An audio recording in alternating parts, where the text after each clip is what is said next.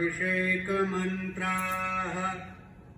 ॐ पयः पृथिव्यां पय ओखधिकुपयो दिव्यन्तरिक्षे पयोधाः पयस्वतीः प्रदिशः शान्तो मह्यं कामधेनुसमुद्भूतं सर्वेषां जीवनं परं पावनं यज्ञहेतुश्च पयः स्नानाय गृह्यताम्। भगवते श्रीसाम्ब सदाशिवाय नमः। पयः स्नानं समर्पयामि। पयः स्नानान्ते शुद्धोदकस्नानं समर्पयामि। शुद्धोदकस्नानान्ते आचमनीयं जलं समर्पयामि। ॐ दधिग्राव्लो अकारिखं जिष्णोरस्वस्य वाजिनः सुरभिनो मुखा करत्प्रण आयुगुं केतारिखत पयसस्तु समुद्भूतं मधुराम्लं शशिप्रभं दध्यानीतं मया देव स्नानार्थं प्रतिगृह्यताम्। भगवते श्रीसाम्ब सदाशिवाय नमः। दधिस्नानं समर्पयामि। दधिस्नानान्ते शुद्धोदकस्नानं समर्पयामि। शुद्धोदकस्नानान्ते आचमनीयं जलं समर्पयामि। ॐ घृतं मिमिक्षे घृतमस्य जो निर्घृते श्रेतो घृतं वस्य धाम अनुक्वधमावह मादयस्व स्वाहा घृतं घृतभवक्षिहव्यां नवनीतसमुत्पन्नं सर्वसन्तोषकारकं घृतं तोभ्यं प्रदास्यामि स्नानार्थं प्रतिगृह्यताम्। भगवते श्रीसाम्ब सदाशिवाय नमः।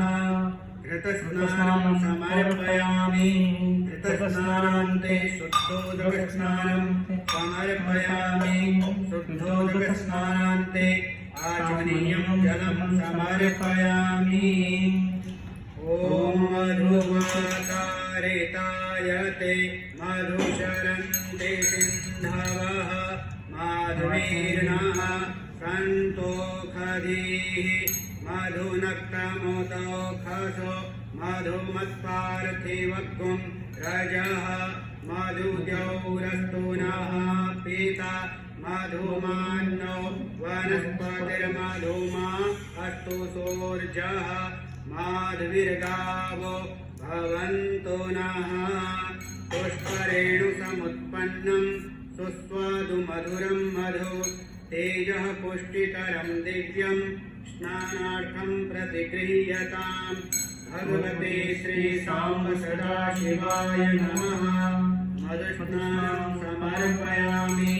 मधुस्नानान्ते शुद्धोदकस्नानं समर्पयामि।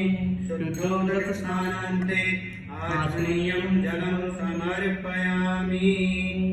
ॐ अपागुं रसमुद्वयसगुं सोर्जे सन्तगुं समाहितम् अपागुं रसस्य जो रसस्तम्भो गृहाणाम्युतममुपयाम गृहीतो सेन्द्राय त्वाजुष्टं गृहाणाम्येखते योनिरिन्द्राय त्वाजुष्टतमम् इक्षुसारसमुद्भूतां शर्करां पुष्टिदां शुभां मलापहारिकां दिव्यां स्नानार्थं प्रतिगृह्यताम्।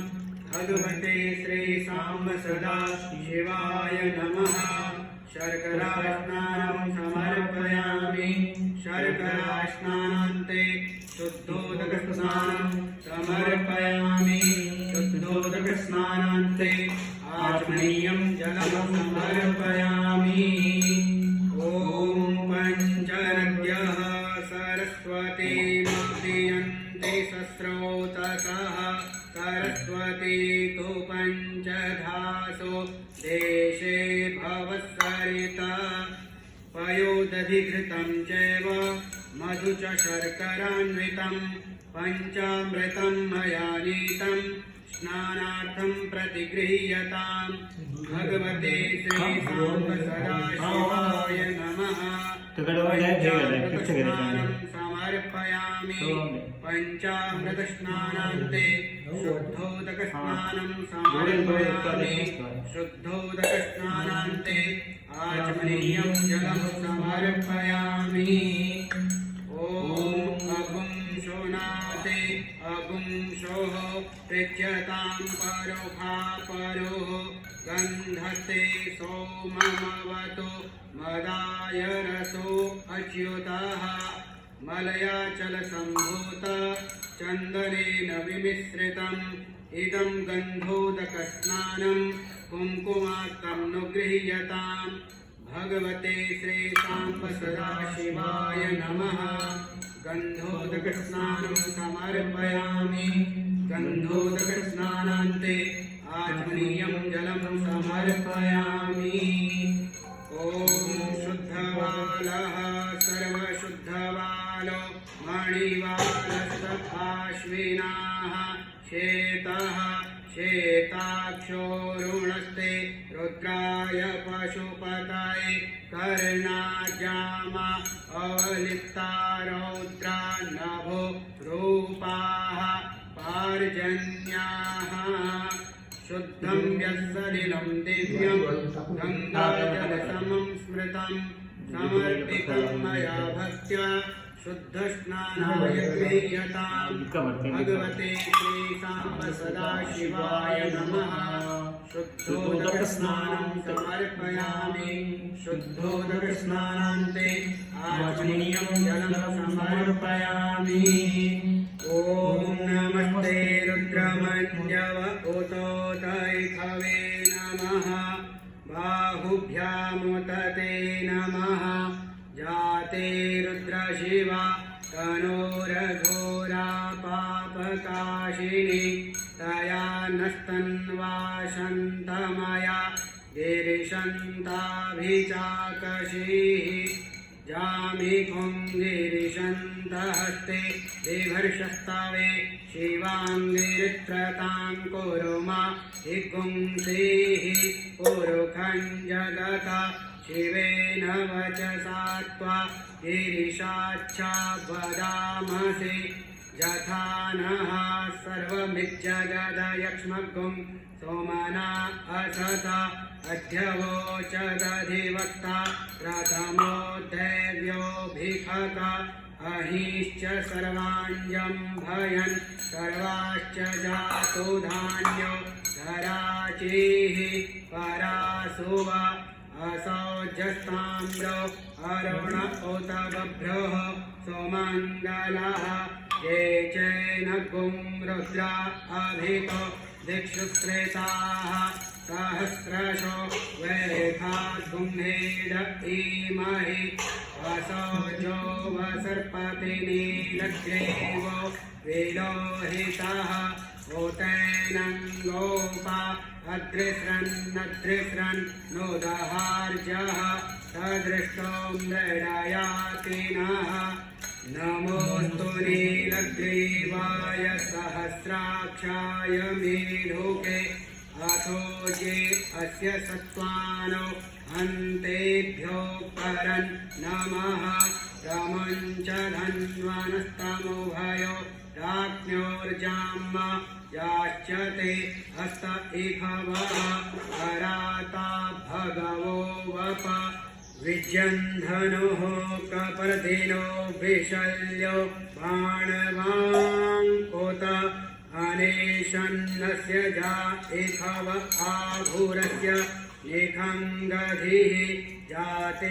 हेतिर्मेढुस्तमहस्ते बभूवते धनुः तयास्मान् विश्वतस्त्वमयक्ष्म्या परिभुजा परिते धन्वनो हेतिरस्मान् दृढक्तो विश्वतः अथो ज इखुदिस्तवारे अस्मिन्निधेहि ताम् अवतत्य धनुष्वगुं सहस्राक्षशते कुधे निषेर्जशल्यानां मोघ शिवो नः सुमना भव नमस्त आयुधाय नातताय धृष्णवे उभाभ्यामुत ते नमो बाहुभ्यां तव धन्वने मानो महान्तमुत मानो अर्भकं मानो उक्षन्तमुत मान उक्षितं मानो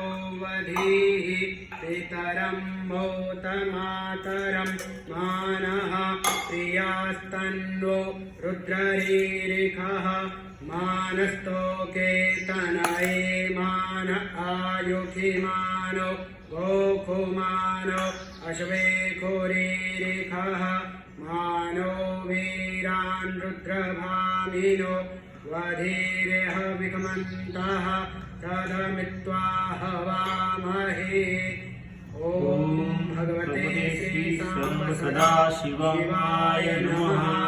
महाभिषेकस्नानान्ते आचमनीयं जलं समर्पयामि। ॐ सदाशिवार्पणमस्तु।